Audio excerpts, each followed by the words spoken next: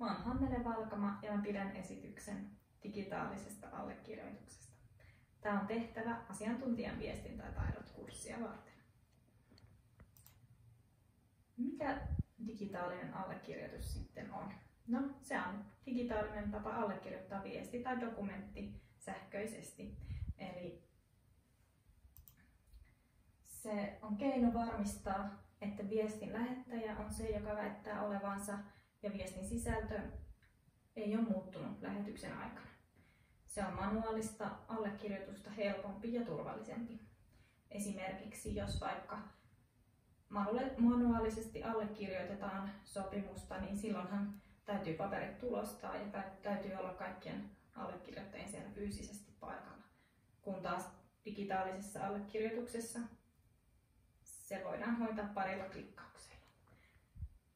Tämä digitaalinen allekirjoitus mahdollistaa luottamuksen eri osapuolten välille digitaalisessa maailmassa.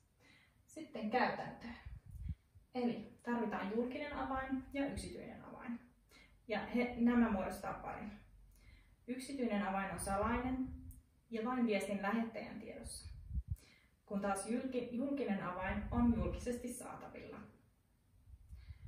Ja PKI-järjestelmässä luotettava taho varmistaa, että julkisen avaimen omistaja on se, joka väittää olevansa ja myöntää tälle varmenteen, eli toisin sanoen digitaalisen sertifikaatin. Suomen valtion tapauksessa tämä varmentaja on Väestörekisterikeskus.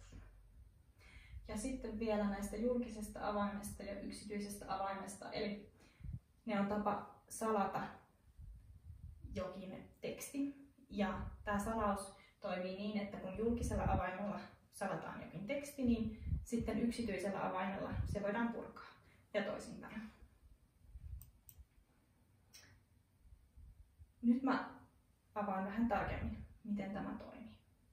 Eli aluksi meillä on viesti, josta lasketaan tiivistefunktion avulla tiiviste. Tiivistefunktio on matemaattinen algoritmi, joka tuottaa tämmöisen numero- ja kirjainjonon.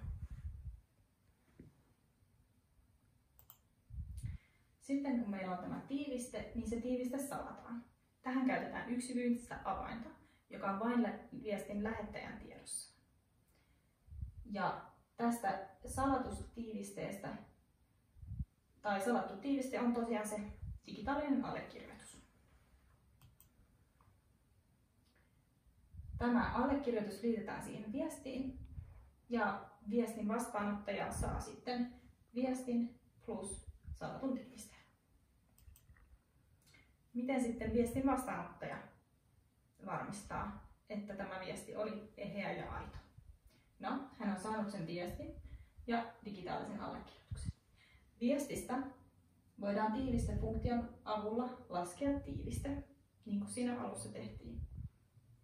Ja sitten digitaalisesta allekirjoituksesta voidaan purkaa salaus sillä julkisella avaimella, joka on julkisesti saatavilla, ja siitä saadaan tiiviste.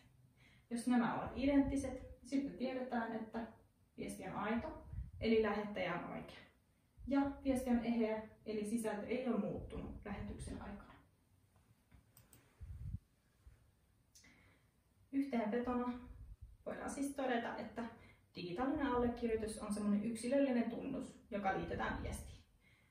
Ja tällä tavalla sitten voidaan tietää, että luottaa siihen lähettäjään ja viestin sisältöön.